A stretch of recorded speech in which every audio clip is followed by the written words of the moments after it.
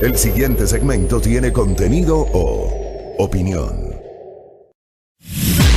La entrevista en A Primera Hora. Analizamos los hechos del momento junto a sus protagonistas.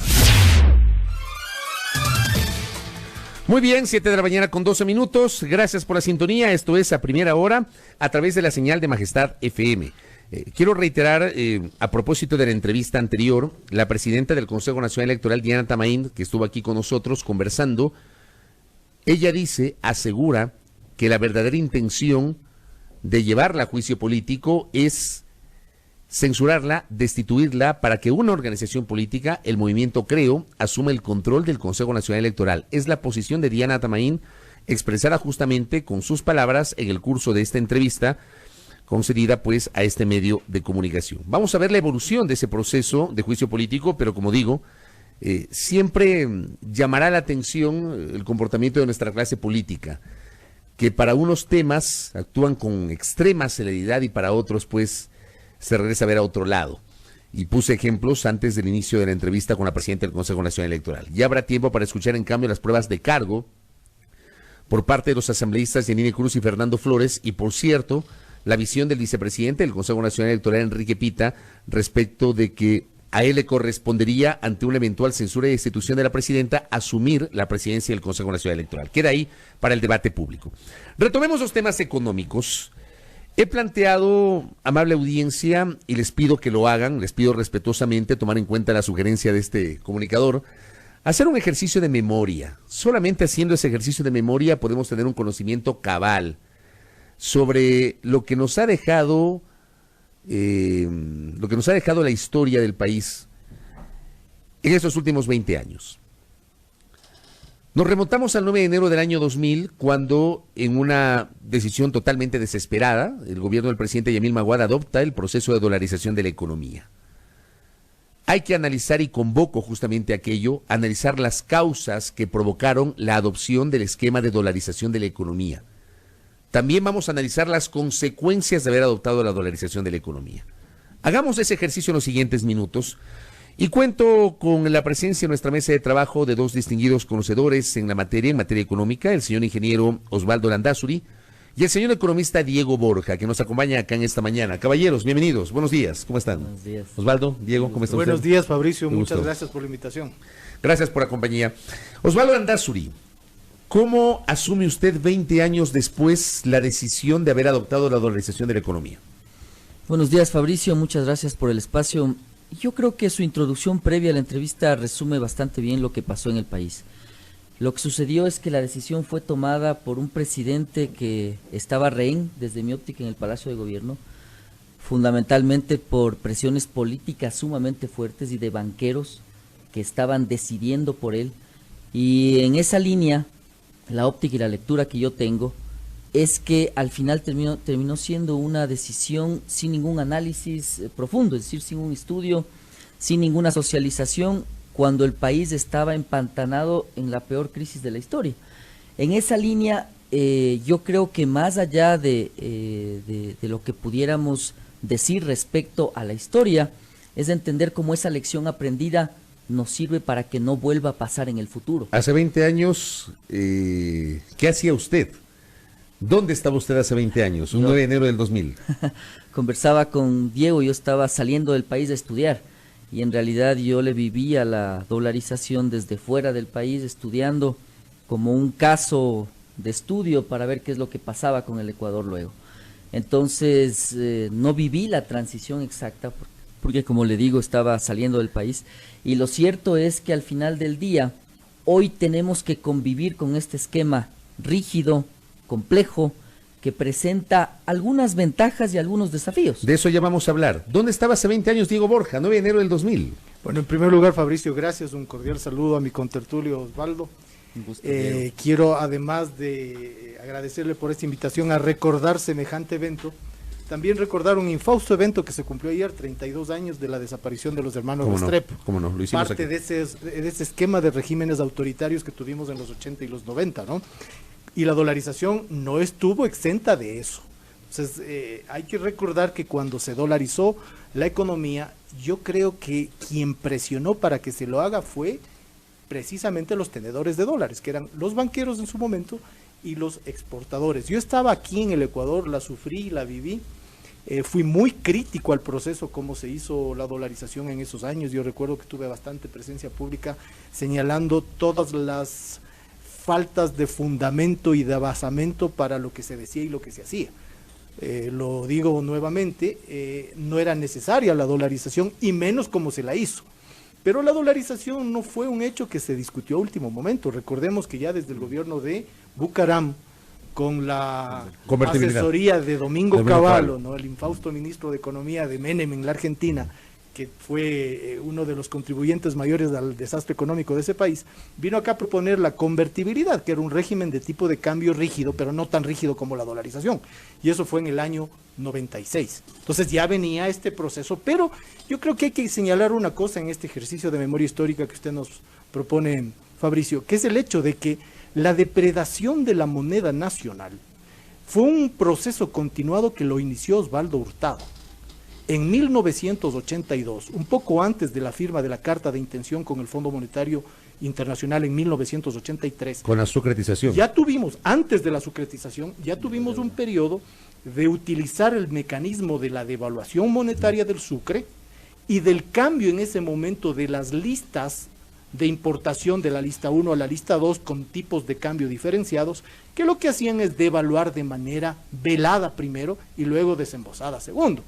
Pero desde 1982, que además tuvo respuestas muy fuertes, recuerde usted, el paro nacional del pueblo de octubre del 82, la huelga nacional de septiembre del 82, el siguiente paro nacional del pueblo de marzo del 83, fueron procesos que evidentemente golpeaban tan duro a los trabajadores, a los profesionales, a la gente que tenía ingreso fijo, ¿no? Pero desde 1982 hasta la dolarización en el 2000 no se dejó de utilizar el mecanismo de depredación de la moneda como un mecanismo espurio de ganar competitividad por parte de los exportadores. Por eso es que ellos siempre ganaron en términos monetarios, pero nunca el Ecuador ni se diversificó en términos de mercado, ni se diversificó en términos de productos. Y hasta ahora arrastramos un tema de competitividad agudizado con la dolarización. ¿Qué piensas sobre esa reflexión, Osvaldo Landázuri? Yo creo que el resultado final, que Diego con más historia lo resume muy bien, termina siendo un ejercicio complejo para el futuro. Es decir, este proceso empezó siendo un asunto de manejo económico equivocado desde mi óptica, que por supuesto va más atrás, pero que al final termina haciendo un ejercicio de explosión cuando tiene que dolarizarse por fuerza. Y entonces, la competitividad que ya venía afectada, y yo creo que soy un poco más, quizás más específico en lo que Diego comenta, porque para mí no son los exportadores en general, son los agroexportadores fundamentalmente, los que no solo le presionan al país en esa línea, sino que hoy le presionan con acuerdos comerciales con los que no hemos estado siempre de acuerdo, en todos al menos, le presionan en política económica, etcétera. Entonces, hoy la competitividad del Ecuador, bajo la óptica de la dolarización, termina siendo un asunto absolutamente delicado, y mucho más delicado cuando, al ser el extremo del tipo de cambio fijo, no le permite hacer ajustes a su moneda para poder tener algún tipo de ajuste menos traumático. La dolarización es tan rígida que de ahí se sale solo explotando, he dicho yo. Es difícil pensar en que, le he oído a algunos economistas que asesoran al sector indígena, por ejemplo, que deberíamos tratar de retomar la moneda propia como una especie de soberanía, con lo cual yo no estoy de acuerdo. Yo creo que, por ejemplo, un país como Venezuela, que tiene moneda propia, lo que menos tiene es soberanía por su moneda. Tiene un gran problema por manejar mal la economía y tiene su propia moneda. Entonces creo yo que el tema de la competitividad, en resumen, es un tema que hoy se agudiza con la dolarización. Pero también hay que entender, Fabricio, que sin dolarización, estos 20 años, usted hubiera tenido una situación, sobre todo en los últimos 12, mucho más compleja en muchos ámbitos de lo que tiene hoy. Es decir, hubiera tenido algo más parecido, para que la población lo entienda, a lo que está viviendo Argentina, por ejemplo. Diego Borja, un problema con su moneda. Diego Borja, ¿se puede salir de la dolarización o no? Se puede salir, pero sería igual que cuando se entró en la dolarización, un gigantesco negocio para algunos, y un perjuicio gigantesco para otros. ¿Convendría retomar la moneda nacional, economista Diego Borja? Mire, eso es una definición bastante más compleja que decir sí o no, porque ahí de lo que depende es de una institucionalidad monetaria sólida que el Ecuador todavía no la tiene. Entonces, frente a un desastre que podría ser una salida de la dolarización en los términos que tenemos actualmente en la institucionalidad del Ecuador, es preferible mantenernos en este esquema que ha generado cierta estabilidad para ciertas decisiones, a pesar de lo tremendamente costosa que es para en general la economía ecuatoriana. Pero en el ejercicio de memoria que usted nos hacía referencia, yo quisiera decir dos cosas nada más. La primera, la dolarización fue un proceso que se lo lleva adelante de manera deliberada. En 1988, el 98% de los préstamos de los bancos eran en sucres. 10 años después, solo el 38% estaban en sucres. El resto era ya dólares. Pero para llegar del 88, gobierno del presidente Borja, al 98, gobierno de Mauad, había pasado en el intermedio el régimen nefasto de Durán Ballén, con su vicepresidente Dajic, que hoy quiere darnos clases de economía, pero hay que recordarle a Dajic que él fue uno de los autores, cómplices y encubridores de al menos lo siguiente. Primero, la Ley de Régimen Monetario y Banco del Estado de 1992, la Ley de Promoción de Inversiones de 1993, la Ley General de Instituciones del Sistema Financiero de 1994 y la Ley del Mercado de Capitales de 1998, que ya la puso Mauad, pero este conjunto de leyes conducen a una desregulación del sistema financiero, a una apertura de la cuenta de capitales y a una apertura de la balanza comercial que le conduce al Ecuador a la crisis financiera de 1999 por absoluta falta de regulación. Entonces se dieron los créditos vinculados, los créditos a los accionistas de los propios bancos, la salida de los capitales a los paraísos financieros, porque en ese momento se permitió que haya salida de los bancos a las offshore. Entonces de las cuentas onshore internas, digamos, salieron a las offshore por ley, que hoy día quieren reeditar también. Hay voces que dicen que eso debería hacerse. Este conjunto de leyes pasadas en el gobierno de Sixto Durán Ballén condujeron al final proceso de depredación de la moneda, crisis financiera y dolarización. Y una cosa más, decía, son dos, este es el primero. El segundo es que iniciamos la dolarización con 858 millones de dólares de reserva. Es decir, la dolarización inició con una vulnerabilidad muy grande y esa vulnerabilidad luego de 20 años continúa, que es lo importante. ¿Por qué continúa?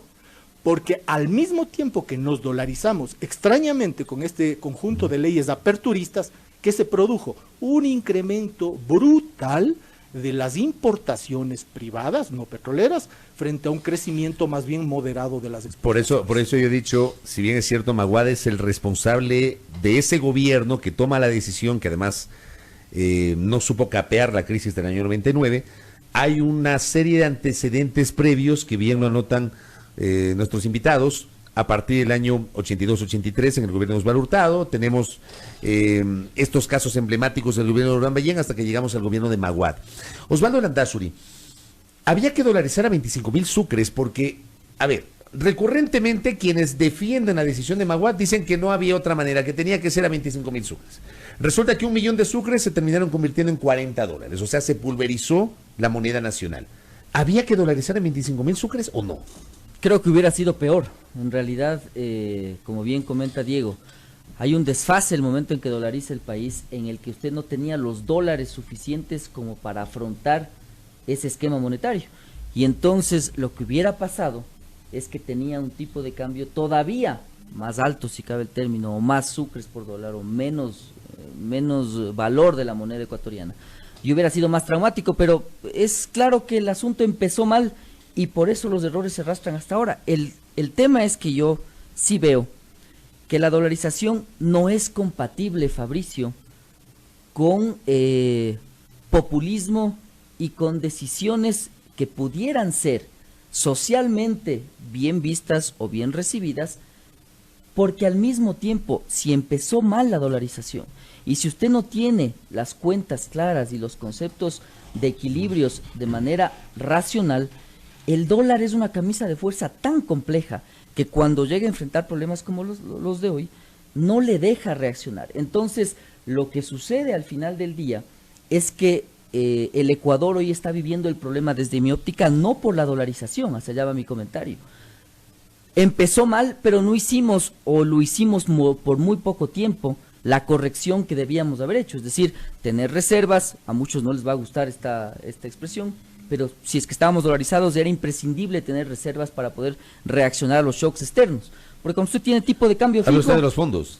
Los fonditos de los fonditos. De los fonditos de Correa. ¿Usted sí defiende los fonditos? Yo creo que más que defenderlos, son parte de un esquema dolarizado. Tiene que haber fondos. Si no, el momento en que le baje el precio del petróleo, ¿a dónde regresa a ver? Yo le veo que es muy difícil reaccionar si usted Hablamos está del dolarizado. denominado FEIREP, por ejemplo. Hablamos del denominado FEIREP. Quizás, Por citar un ejemplo, un fondo. un ejemplo. Pero lo cierto es que quizás la forma en que usted maneja los fondos podría ser concebida de manera distinta. Pero lo cierto es que si está dolarizado, tiene que ser responsable con el manejo económico, mucho más que si no estuviera dolarizado. Entonces, el análisis que estoy haciendo va hacia que tampoco es bueno pensar que por la dolarización hoy estamos metidos en lo que estamos. Desde mi óptica, la dolarización, insisto, tiene ventajas y tiene desafíos. Uno de los desafíos claros era que si es que a usted le bajaban los ingresos de dólares, realmente se iba a ver emproblemado si no tenía dónde regresar a ver. Y entonces, querer achacar el problema de hoy la dolarización parece que puede ser un error. Y entonces, el otro asunto que se debe tomar en cuenta es que nos guste o no, el único acuerdo social que tiene el país es la utilización del dólar. Y en esa línea, lo responsable a la hora de plantear política económica es precautelar el único acuerdo social que tiene el país. Yo veo que el Ecuador no se pone de acuerdo en nada, Fabricio y Diego. Los empresarios no quieren más impuestos, los trabajadores no quieren flexibilizar las normas laborales, el gobierno no quiere bajar el gasto público. Pero si usted les pregunta a los tres Si quieren salir si de la quieren dolarización. la respuesta es la de Diego. Nos toca seguir dolarizados, nos guste o no nos guste. Oiga, me parece interesante, porque me imagino que Diego Borja no estará de acuerdo con el tema de los fondos, ¿o sí? No, mire, yo creo que antes de responder lo de los fondos, que no le voy a correr la respuesta, quiero responderle el tema de si era necesario no dolarizarnos A 25,000 sucres. Ya. Esa creo que es la pregunta del millón, ¿ah? Claro, entonces yo le voy a poner el siguiente ejemplo para hacerle fácil a quien nos escucha con tanto dato. Usted coge una pistola y se pega un tiro en el pie. ¿Era necesario o no que se vaya al hospital? Claro. Claro, eso es lo que sucedió. Nosotros, ¿qué hicimos previo a la dolarización? ¿Qué hizo el gobierno, más bien dicho? Generó un esquema en el cual la fuga de divisas fue tan grande, tan alta, que nos quedamos con una reserva monetaria de 858 millones. Entonces, usted tenía una base monetaria empleada. ¿Qué es la base monetaria empleada? Todos los sucres que habían en la economía en ese momento. Esa cantidad de sucres sumaban 20 billones 957 mil millones. Entonces usted hace una división simple. Divide esa cantidad de sucres para la cantidad de dólares y lo que le decía, el tipo de cambio es 25,000. Pero ya había hecho que haya una fuga enorme de divisas, pues. Entonces, si nos hubiéramos dolarizado en condiciones de mayor divisas y de menor base monetaria, porque hubo una tremenda emisión en el 98 y 99, probablemente nos hubiéramos dolarizado a 5,000 sucres o a 4,000. El problema es que no había reservas, ese es el problema. Y que hubo una enorme emisión. ¿Por qué hubo esa enorme emisión? Para generar los créditos de liquidez que necesitaban los bancos que quebraron en el año 99. Y que los daba el Banco Central del Ecuador. Y que los daba el Banco Central como un préstamo disque que lo iban a devolver, pero que fue a los bolsillos de los banqueros, que hasta ahora no se cobra, y que esa cuenta, esa factura la pagó toda la economía con una devaluación del 400% previa a la dolarización. Entonces, por eso es que terminamos dolarizándonos con un sucre de 25,000 frente al dólar. Entonces no había otra forma entonces. O sea, lo que usted nos explica es que no había otra manera por este fenómeno que usted nos está explicando. Pero la forma era no meterse el tiro en el pie. Entonces ya se metió el tiro en el pie, tenía que ir al hospital. Ya no le había. Y el que se metió el tiro fue el mismo gobierno que decidió dolarizarnos a 25,000 sucres. Ok, voy a lo otro, el tema de los fonditos. No me rehuye la respuesta. No, para nada. Mire, aquí en la dolarización hay que ser muy claros y también muy simple como en el manejo familiar. Si usted tiene $100 en un bolsillo y le están pagando 0.5% de interés por tenerlo en el banco, y usted necesita pagar los útiles escolares de los guaguas, y va al banco y le dicen, sí, le prestamos $100, pero al 8%, ¿qué hace usted? Utiliza los dólares que tiene en el bolsillo y que están puestos al 0.5%, pues. ¿Qué es lo que le sucede al Ecuador? Teníamos una reserva internacional siempre pequeña, que no ha pasado en el mejor momento de los 6.000 millones de dólares, y parte de esa reserva estaba colocada en bancos internacionales que nos pagaban al 0.5%, pues. Entonces, ¿cómo usted se explica que tenía plata congelada, digámoslo así, al 0.5% y pedía créditos que le cobraban hasta el 12.5%? Era absolutamente absurdo.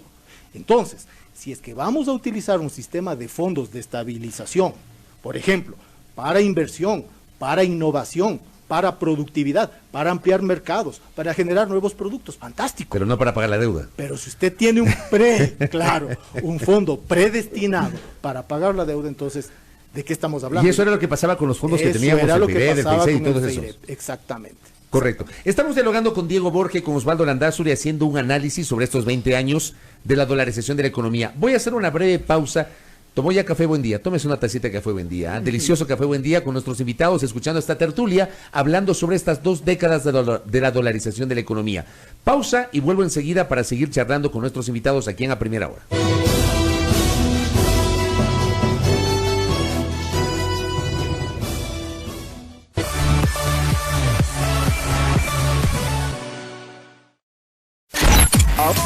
Ahora escucha Majestad FM.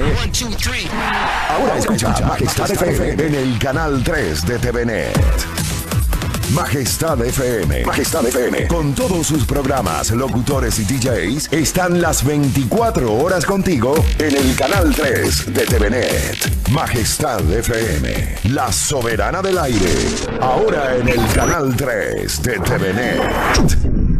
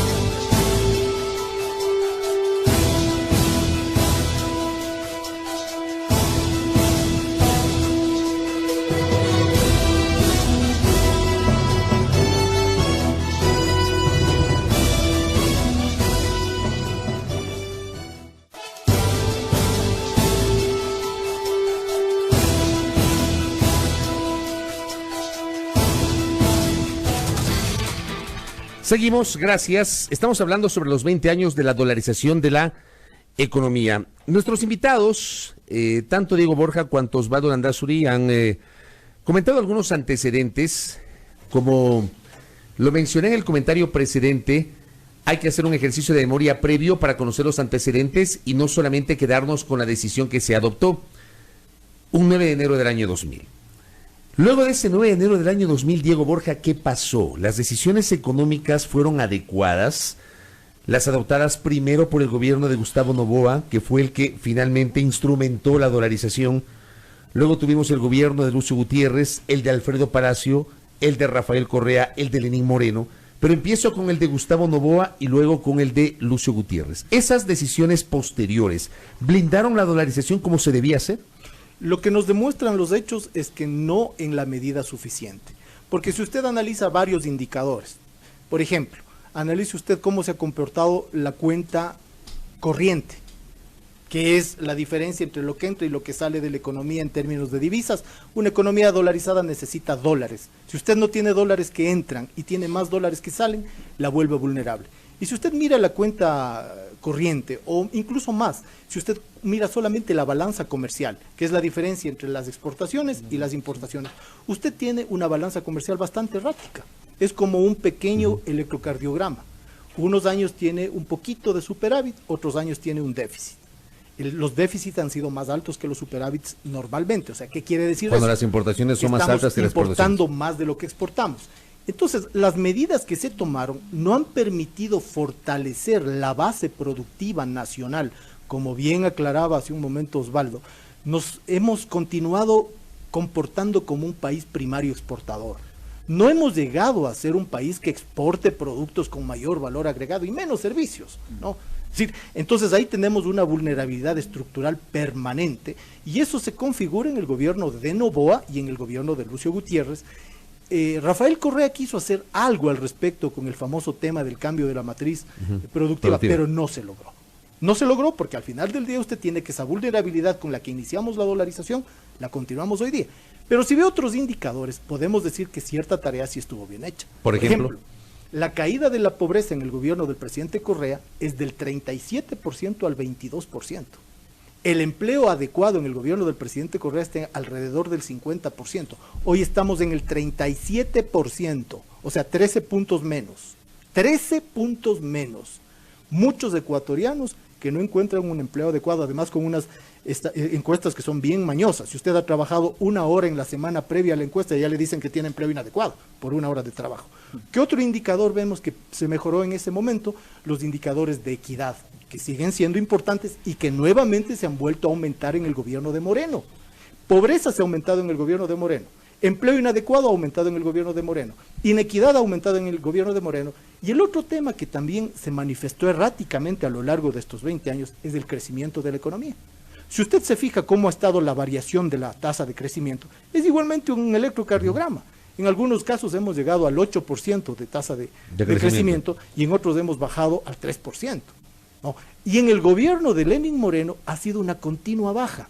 Ha caído la economía el 2018, el 2019 y en el 2020 se espera estancamiento. O sea, un crecimiento del 0% o los optimistas dicen del 0.2%. ¿Usted es optimista, ingeniero Landázuri? No, yo he sido de los más ácidos en pensar qué es lo que viene. Usted no es de los optimistas. Yo creo que hay que ser sobre todo objetivos y entonces ser optimista en la vida está bien, pero no ser iluso, es decir, pensar que ese optimismo debe ir más allá de los datos. Entonces, lo que sucede hoy es que yo insisto, este acuerdo social que existe en el país para la utilización del dólar requiere de medidas que deben ser acogidas por cualquiera que sea presidente. ¿Las medidas posteriores entonces, que se adoptaron luego de la dolarización fueron las adecuadas? Hacia allá iba yo. Yo creo que se hicieron ciertas cosas, yo discrepo con Diego, para mí, discrepo en parte, yo creo que Correa tuvo un primer periodo interesante, si cabe el término, pero también es importante pensar que Correa recibió un país casi sin endeudamiento, recibió los fonditos y los trajo para hacer que la economía funcione, lo cual en un momento del desarrollo del país, de un país cualquiera, puede ser una medida correcta, pero lo cierto es que pensar que solo el gasto público o solo el Estado va a hacer que por arte de magia la economía se vuelva productiva y se desarrolle, ese sí fue un error. Y entonces el periodo después de Correa, los años después del primer periodo, probablemente ya ejemplificaron el deterioro del modelo que había implementado Correa. Es decir, el hacer que el gasto público se vuelva motor de la economía y que le arrastre al crecimiento. Y entonces, claro, se tenían buenos indicadores de disminución de pobreza, de empleo, pero cuando uno ve las cifras, la burocracia crece dramáticamente. O sea, esos indicadores sustentados en el gasto público. Sustentados desde mi óptica fundamentalmente en el gasto público y por supuesto en lo que alcanzaba a hacer el sector privado, pero bajo un esquema que yo que estoy en el sector privado les digo, empantanado en unas argollas de corrupción que cada vez se hacía más difícil, es decir, llegaban a ofrecerle trabajo con el gobierno y le decían, pero tienes que pagarle a esto otro, es decir, todo se fue tergiversando, y eso pasaba, entre otra cosa, Fabricio, entre otras cosas, porque la afluencia de dólares fue tremenda en ese periodo de tiempo, tanto por lo que yo comento, es decir, un país que no tenía deuda, un país que tenía algo de plata como para traer, y por otro lado, un precio del petróleo que le acompañó a ese desarrollo. Pero otra vez la pregunta sigue siendo, y yo creo que atendiendo a toda la historia que Diego le ha resumido perfectamente, es ¿qué aprende hacia futuro? Porque cuando uno le dice hoy que de aquí se vuelve, y a mí me parecía una cosa rarísima esto, de repente todos le entrevistan y ¿qué hacemos ahora en el problema en el que estamos metidos? Cuando él nos mete en este problema en gran medida, es decir, cuando él permite que los bancos se presten plata, se presten sucres, transformen esos sucres a dólares y les saquen del país. Eso es lo que pasó. Y entonces, esa es una gran lección aprendida. Es decir, entender, por ejemplo, que decisiones que son trascendentales tienen que ser socializadas con la sociedad. Entonces, hoy hemos visto cómo el gobierno ha fracasado dramáticamente en el envío de leyes, entre otras cosas porque es lógicas las preocupaciones que tiene la ciudadanía. Y entonces, si el pasado no le enseñó nada, Fabricio, y usted vuelve a tomar decisiones de independencia de Banco Central, Diego mencionaba en el corte las reservas de los bancos, ¿cuán flexible le hace usted al negocio bancario? Porque lo cierto es que yo veo que ahora un gran problema que tiene el país, vemos que los bancos tienen más utilidad cada año, todos nos estamos complicando y los bancos ganan más plata. ¿Qué hacer para eso?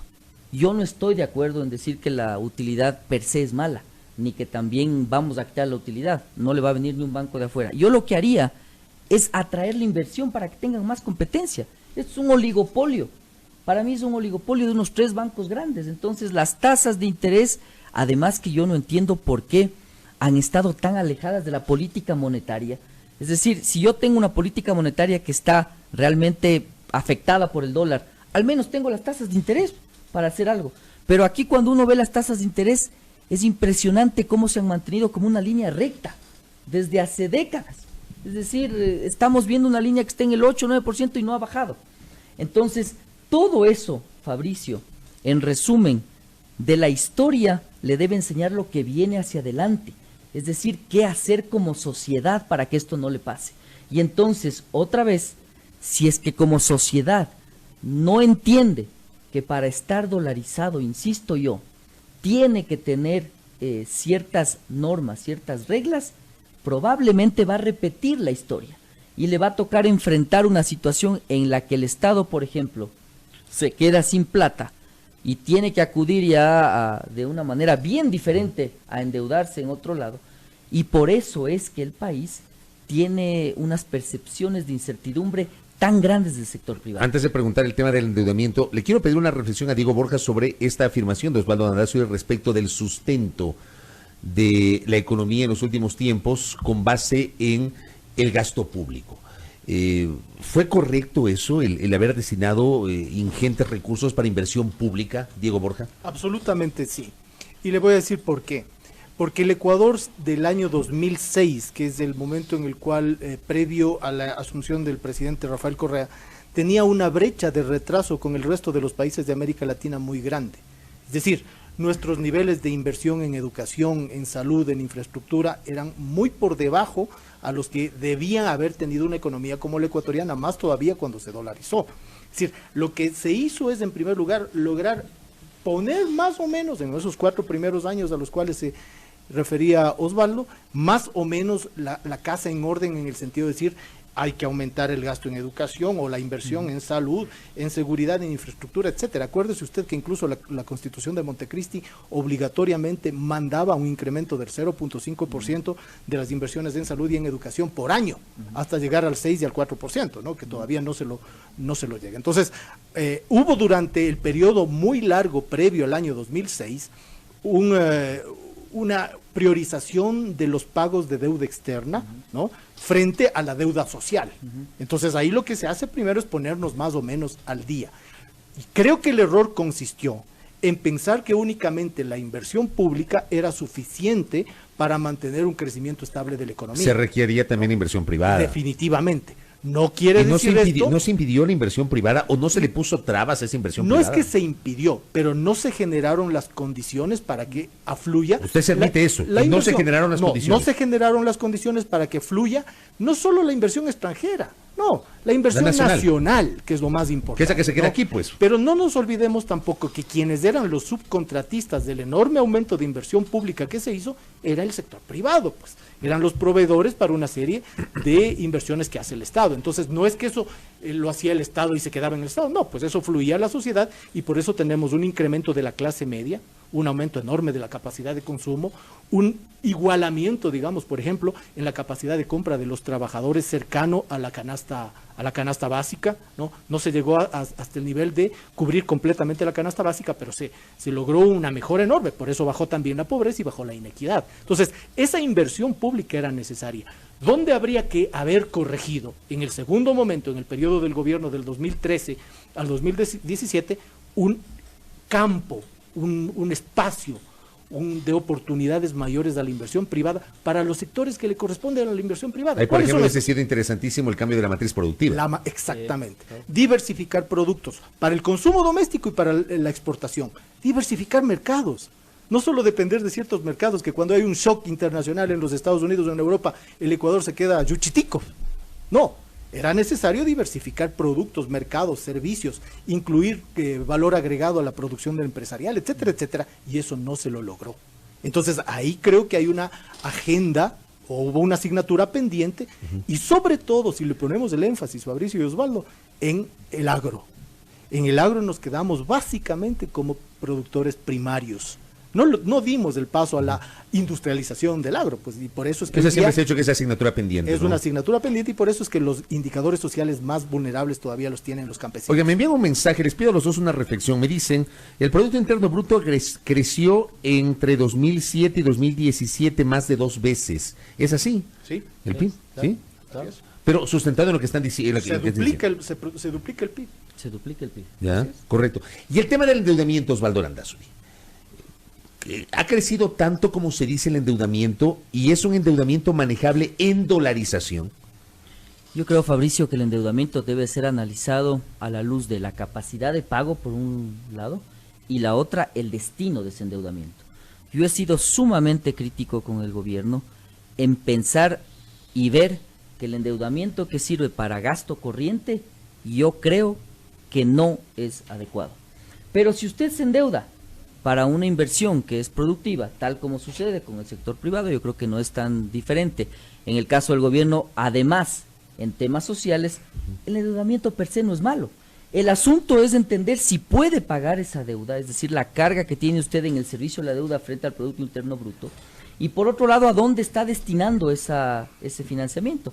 Obviamente las condiciones son esenciales, es decir, emitir bonos, que son al final del día bonos chatarra, bonos basura, porque tienen tasas de más del 10 y el 11, la gente se preguntará por qué este nombre, fundamentalmente porque son bonos cuya tasa demuestran un riesgo tan alto de no pago, que se vuelven únicamente un instrumento de apuesta de una parte de inversionistas a nivel mundial, a nivel local, me imagino que a través de fondos, y entonces lo que sucede es que eso sí es peligroso, es decir, tasas altas y deuda para pagar gasto corriente, eso no tiene ninguna lógica.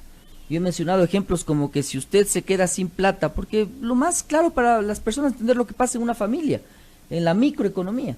Es decir, si usted se endeuda para construir una casa en los plazos adecuados, está muy bien que lo haga. Pero si se endeuda para irse de viaje a Miami, probablemente sea un error. Y si se endeuda al Chulco, probablemente es peor. Eso es lo que estaba pasando en cierta parte, está pasando en cierta parte de la deuda en el Ecuador. Es decir, es deuda que está destinada a sostener un aparato burocrático que, bueno, según el gobierno, ahí Diego tendrá mejor las cifras, quizás yo he discrepado, pero según el gobierno es sobre todo Fuerzas Armadas, salud y educación. Pero lo cierto es que al final del día, si el Producto Interno Bruto se duplica, pasa a 100.000 millones desde los 40, 50.000, el gasto corriente del gobierno se multiplica por 3 en ese mismo periodo. Si antes pagaba 3.000 millones, pasa a pagar 9.000. Entonces, yo concuerdo que en un momento del tiempo el Ecuador necesitaba igualarse en sus temas sociales. Y el Ecuador pedía a gritos eso. Teníamos un ministro de Finanzas en el caso de Lucio, que dejaba sin pagar maestros por pagar deuda. Eso pasaba en el tiempo de Lucio. Y la gente explotó. Por supuesto que iba a explotar. Pero el otro extremo, el de entender que usted puede seguir sin fin, subiendo los beneficios sociales, manteniendo subsidios ineficientes. Y con deuda. Y con deuda. Eso también es un error. ¿Qué piensa Diego Borja sobre eso?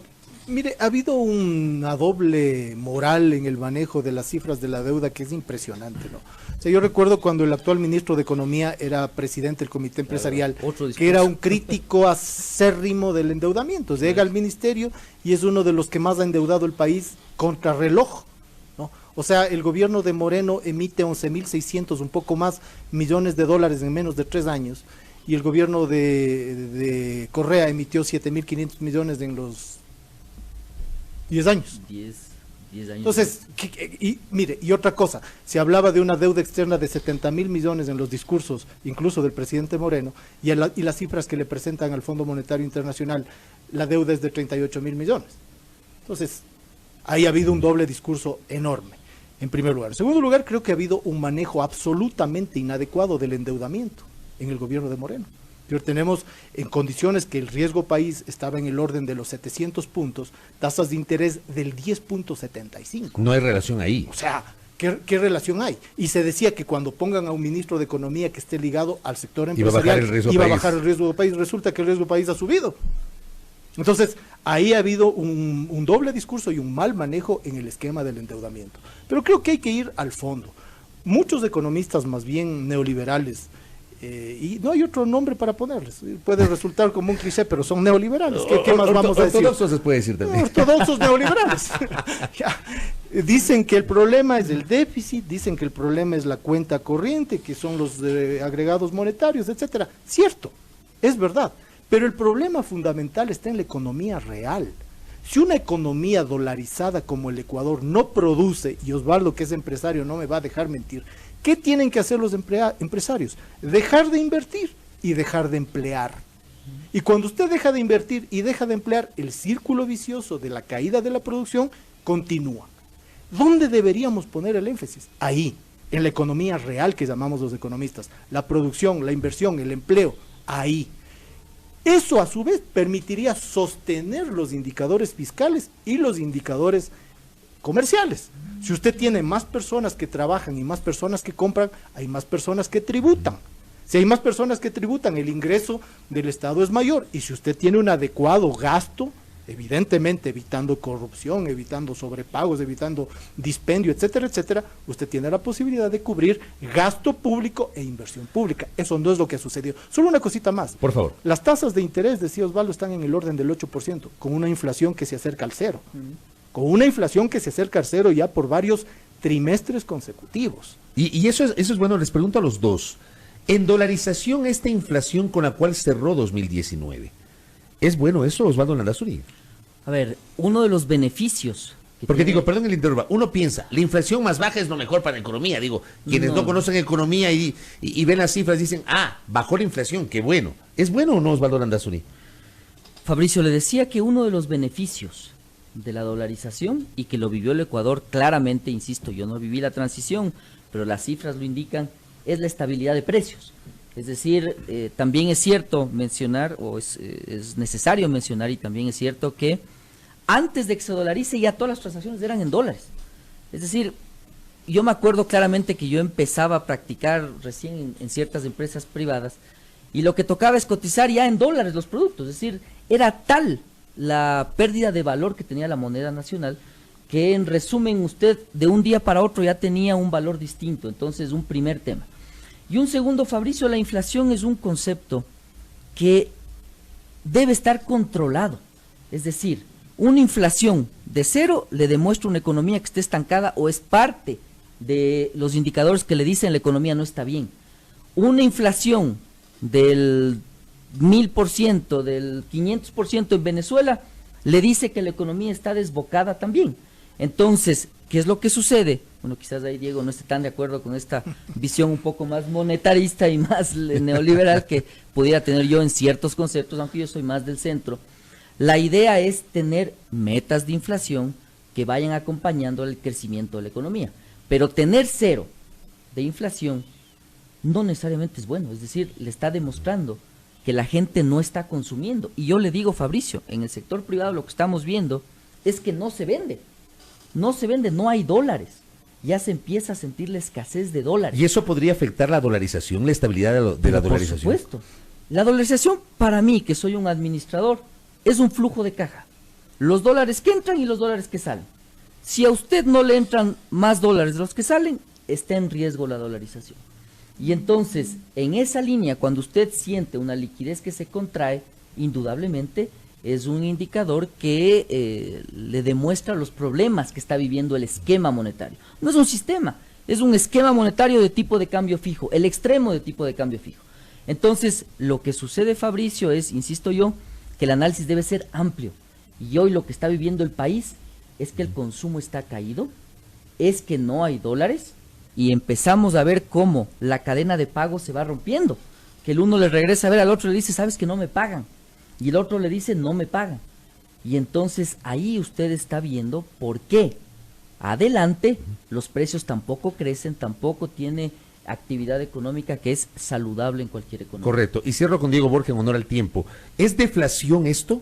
Estamos ya con varios semestres de deflación. Es deflación, así se llama. Con crecimiento de inflación negativa. ¿Eso podría generar riesgos en dolarización? Por supuesto que sí, y en la misma línea, más bien estoy de acuerdo con lo que señala Osvaldo. Creo que hay que tener claridad que una inflación extremadamente alta es tan perniciosa como una deflación, ¿no? Porque la deflación conduce precisamente a esta caída de la actividad que al fin del día termina en un círculo vicioso que ¿dónde se cierra? En el despido masivo de trabajadores. Mire, cuando Colombia y Perú tienen un problema, digamos, de orden comercial, de orden monetario en sus balanzas, ¿qué hacen? Emiten, ¿no es cierto? Emiten moneda nacional. Para devaluar. Devalúan la moneda nacional, ¿y qué hacen? El Ecuador se va corriendo a Guaquillas o corriendo a Ipiales a hacer compras inmediatamente con una salida de dólares. ¿Qué hace el Ecuador? Ya vivimos esa experiencia hace unos años, ¿no? Claro. Y van a ser continuos. No, claro. Y van a ser Pero digo, continuos. hace unos años tuvimos ahí esas colas enormes en Rumichaca, ¿no? Y todo el tiempo se la vive soterradamente con el contrabando, ¿no? Ya, pero el tema acá es, cuando el Ecuador en cambio tiene esos problemas, ¿qué tiene que hacer? Lo que los economistas eufemísticamente llamamos ajuste real. ¿Sabe qué es el ajuste real? Despido de trabajadores o subutilización de capacidad industrial.